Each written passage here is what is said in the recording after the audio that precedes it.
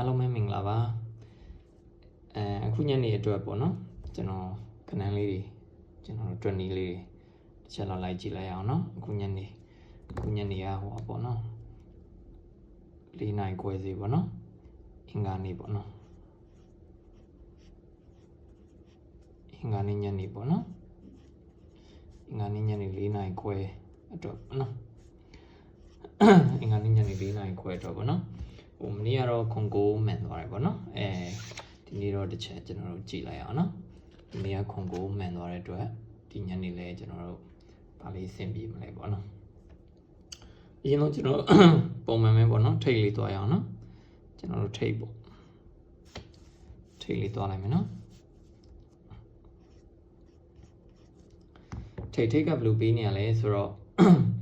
ထိတ်ကဒီနှလုံးပဲနော်နှလုံးခွန်6ခွန်ရ6ရခွန်6ရဖြစ်ရမယ်နော်ခွန်6ရဘယ်လိုဖြစ်ရမလဲဆိုတော့ဒီမှာ18နှလုံးပေါင်း5ရှိတာပေါ့နော်5ရှိရဆိုတော့ဒီကောင်နဲ့တွားပြီးဒါမနေ့ကမိတ်ဆွေတို့သိမှာပါနော်ဒါ9နဲ့နဲ့ပေါင်းရင်ခွန်9နဲ့1နဲ့sorry ဟိုတစ်ကရှိဆိုတော့ဒီကောင်9နော်9ဆိုတော့9ခွန်ဖြစ်ရမှာ9လို့ခွန်ဖြစ်မှာဆိုတော့ဒါ8နော်မိတ်ဆွေ8နဲ့9နဲ့ပေါင်းရင်ခွန်နော်ခွန်နဲ့9နဲ့ပေါင်းရင်6ပေါ့နော်8ခွန်ထိပ်ပေါ့နော်8ခွန်ထိပ်ဆိုခွန်3ညဆိုတော့ဒီမှာခွန်လေးညည်ရနော်အဲ့ဒါလေးသွားမယ်နော်ကျွန်တော်တို့9ရဲ့2ကဆိုတော့9နှစ်ပေါ့နော်9ရဲ့ခွန်ရဲ့ဆိုတော့9ခွန်ပေါ့နော်9ခွန်ဒီမှာ6ရှိတယ်6ရဲ့3ညရဲ့ဆိုတော့6 9ခွန်ပြဖို့အတွက်ဆိုရင်9နဲ့6နဲ့ပေါင်းရင်9နော်6နဲ့1နဲ့ပေါင်းရင်ခွန်ပေါ့နော်9တစ်ထိပ်ဆိုတော့ကျွန်တော်တို့မှာ1ရှစ်ထိပ်လေး1ရှစ်ဆိုတော့နော်9တစ်ထိပ်လေးဝင်သွားတယ်ဒီမှာလည်းအဲ့တိုင်းပဲနော်အဲ့တိုင်းလေးမြန်သွားလိုက်အောင်နော်9နဲ့1နဲ့ဆိုတော့9တစ်ဒီမှာခွန်ရဲ့8ရဲ့ဆိုတော့9ရှိတယ်9ရှိတဲ့အတွက်9ဖြစ်အောင်ဆိုရင်4ပေါင်းမယ်1ဖြစ်တဲ့အတွက်6ပေါင်းမယ်အဲ့တော့4ခွန်ထွက်တဲ့အတွက်4ညှိတယ်နော်ဒီမှာ1ရဲ့4ရဲ့ဆိုတော့1က4ရဲ့1ရဲ့4ရဲ့နှလုံးမယ်1ကလေးနှလုံးဆိုတော့ဒီမှာက1ခွန်ဆိုတော့8ရှိတယ်ပေါ့နော်1ရဲ့ခွန်ရဲ့ဆိုတော့8ရှိတယ်1ဖြစ်ဖို့အတွက်3 4ဖြစ်ဖို့အတွက်6 3 6ဆိုတော့6တက်ဆိုတော့6ညည်နော်ဒီမှာလည်း2က6ကဆိုတော့2 6ကိုဒီမှာ4တက်ဆိုတော့5ရှိတယ်5ရှိတဲ့အတွက်2ဖြစ်ဖို့အတွက်ခွန်6ဖြစ်ဖို့အတွက်ဆို1ခွန်1ပေါ့နော်ဒါမှမဟုတ်ခွန်9ကျွန်တော်တို့ဒီ site ကလေးနဲ့ကျွန်တော်တို့ခွန်ထိတ်နော်ဆင်ပြေခဲ့တာပေါ့နော်အဲ့တော့ဒီနေ့ညနေမှာကျွန်တော်တို့ရှေ့ကခွန်ရဲ့နှလုံးရှိတယ်ရှေ့ရခွန်ရနှလုံးရှိရဆိုတော့ဒီမှာ6 9ဆိုတော့ပေါင်းခြင်း5ဆိုတော့ဒီမှာ8ခွန်ဖြစ်ရမယ်တဲ့5ဆိုတော့3နဲ့5နဲ့ပေါင်းရင်8နော်3နဲ့2နဲ့ပေါင်းရင်ခွန်တဲ့နော်3နှစ်ဒါဒီနေ့ညနေဈေးအတွက်ပေါ့နော်3နှစ်ထိပ်စီ3နှစ်ထိပ်စီဖြစ်တယ်ပြီးတော့ထိပ်ပြီးတော့ကျွန်တော်ကလုံးပိုင်လေးတစ်ချက်ပြပြီနော်လုံးပိုင်လေးဘယ်လိုတော့ကစားနေလဲပေါ့နော်ဒီဘက်မှာတစ်ချက်ပြပြီမနော်လုံးပိုင်လေးဘယ်လိုကစားနေလဲဆိုတော့ပေါ့နော်ဒါပိုင်ပေါ့နော်လုံးနေပေါ့နော်ဒီကောင်ကောင်းဘယ်လိုကစားနေလဲဆိုတော့ဒီ1ရဲ့ခွန်ရဲ့တဲ့ဒီ1ရဲ့ခွန်ရဲ့8ကဒီမှာ8ပိုင်းတဲ့နော်အဲ့တိုင်းသွားရနော်1ရဲ့ခွန်ရဲ့8က8ပိုင်းတဲ့နော်အဲ့ရှိမှဒီပင်ရှိတယ်နော်အဲ့ဒီပင်ကလည်းဒီတိုင်းလေးပေးထားဆိုတော့ဒါဆိုရင်ဒီပင်ကစပေးရပေါ့နော်1 2 3 4 5ပင်ပေါ့နော်ဒီပင်ပေးမယ်ဆိုရင်6ပင်ပေါ့6ရဲ့1ရဲ့ဆိုရင်ခွန်ပိုင်းနဲ့အဲ့တိုင်းပဲနော်ခွန်ပိုင်းဆိုတော့4ခွန်ဆိုတော့ခွန်ကြီးတယ်အဲ့တိုင်းပဲခွန်4ဆိုတော့1ပိုင်းနော်1 6ဆိုတော့ခွန်ပိုင်းနော်ဒါဒီမှာ4ခွန်ဆိုတော့ဒါ1ပိုင်းပေါ့နော်ဒီညနေအတွက်လာမယ်ဆိုရင်တော့1ကပိုင်းနဲ့လုံးပိုင်းနဲ့နော်1ကလုံးပိုင်းနဲ့ပြီးတော့ချင်းကျွန်တော်က1လုံးပိုင်းဆိုတော့ကျွန်တော်နောက်ထပ်ကျွန်တော်ဟိုပေါ့1ချိန်လေး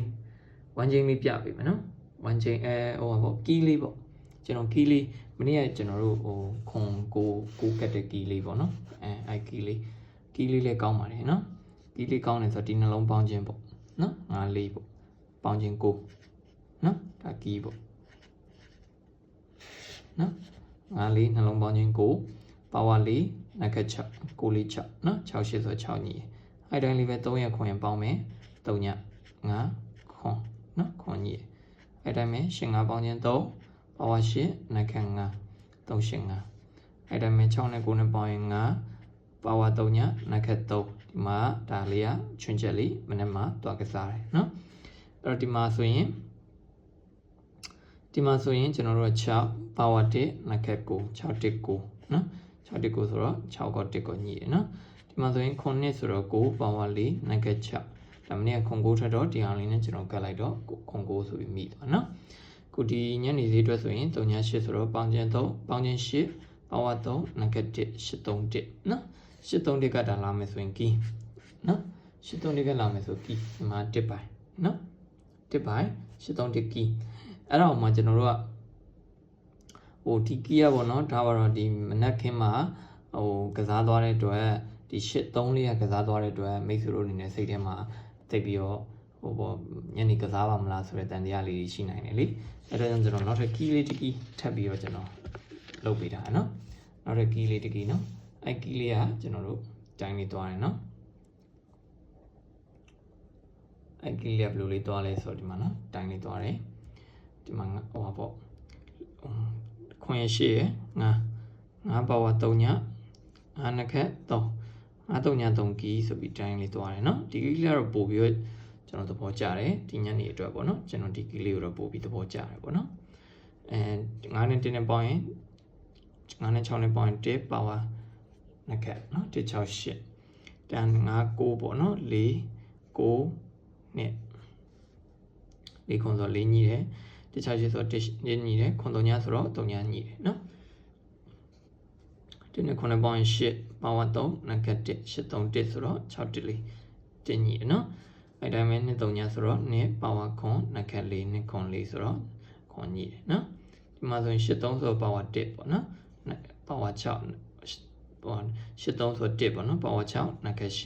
168တဲ့နော်လာမယ်ဆိုရင်ဒီညနေအတွက်ပေါ့နော်ဒီညနေအတွက်ကတော့168နော်ဒီဘက်ကတော့1ပိုင်း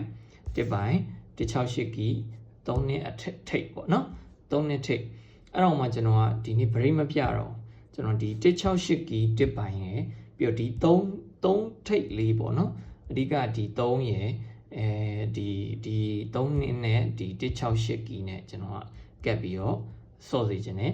break မပြတော့ဘူးဆိုပေမဲ့ဒီ break လေးကလည်းကျွန်တော်တို့ဟိုနေကုန်းမှာသွားနေတဲ့ break လေးဖြစ်တယ်မနေ့ကမကစားတဲ့အတွက်ကျွန်တော်ညနေတိမယ်ထင်လို့မပြတော့ဘူးလောက်တာဒါမှပြလိုက်မယ်နော်ဒီကောင်ဘယ်လိုသွားနေလဲဆိုတော့ဒီ46ပေါင်းခြင်း3ည5ခွန်ဒါ break 3ည5ခွန်ဒီကောင် break နော်3ည5ခွန် break ဒီကောင်ဒီမှာခွန်ဆိုတော့ခွန် break အဲ့တိုင်းပဲနော်9 3ည3 break 9 3ည3 break ဒါဒီကောင်မနေ့ကမှကစားတယ်6 9ဆို5 break ကစားတယ်နော်ဒါ1ပါဝါ6နက်ခတ်8နော်ဒါ6ကို1ကိုဆိုညနေကောင်မှာကစားသွားတယ်နော်ဒီမှာ8 4ဆိုပေါင်းခြင်းနဲ့ပါဝါခွန်နက်ခတ်4 2ခွန်4ဒီမှာညနေပိုင်းမှာ6တစ်ဆိုတော့ခွန် break ကစားတယ်နော်အဲ့ဒါမဲ့ခွန်6ပါဝါ3နက်ခတ်8နက်ခတ်5ပေါ့နော်ပါဝါ8နက်ခတ်5အဲ့တော့3ည8ဆိုတော့တကောင်ကမနေ့မှကစားသွားတယ်နော်ဒီကောင်မနေ့မှကစားသွားတယ်နော်အဲ့တော့ဒီတနင်္လာနေ့ညနေအတွက်ဆိုဒီအင်္ဂါနေ့ညနေအတွက်ဆိုရင်1ခွန်ဆိုတော့ပေါင်းခြင်း8ပေါ့နော်ပါဝါ3နက်ခတ်1ပေါ့ဒါ8 3 1ကလာမယ်ဆို break နော်8 3 1 break 1ပိုင်းနော်1ပိုင်း3နှစ်ထိပ်168ကီနော်အဲ့တော့ကြောင့်ကျွန်တော်ကဏ္ဍလေးဆင်ပေးမယ်နော်ဒီမှာဆိုရင်3နှစ်ကထိပ်တဲ့နော်3နှစ်ကထိပ်က3ရယ်2ကနော်ပြီးတော့ကီပေါ့နော်ကီက8 168ကီနော် break ပိုင်းပေါ့နော်လုံးပိုင်းရ1ပေါ့နော်လုံးပိုင်းရ1ပေါ့နော်အဲ့တော့မှ break က8 3 1 break ပေါ့ဟုတ်လားနော်အဲ့ဒါကြောင့်ကျွန်တော်ကဏ္ဍလေးဆင်မယ်ဆိုရင်3ရယ်2ရယ်ခြားရေးလိုက်မယ်3နဲ့ဟုတ်လား168ကီလေးနဲ့ပဲကျွန်တော်ကတ်လိုက်မယ်နော်168ကီလေးနဲ့ကတ်လိုက်မယ်အဲ့ဒီမှာကျွန်တော်တို့က break လေးနဲ့ညှိတဲ့ပေါ့831 break ဆိုရင်831 break ဆိုရင်ဒီမှာဆိုရင်10 break ညှိတယ်3 break ညှိတယ်ပေါ့နော်831 break နဲ့ကတ်ဆုံးမယ်အဲ့မှာ tick up ပိုင်းဆိုတဲ့အတွက်ဒီ214ကကျွန်တော်တို့ညနေခင်းအတွက်ဆိုရင်တော့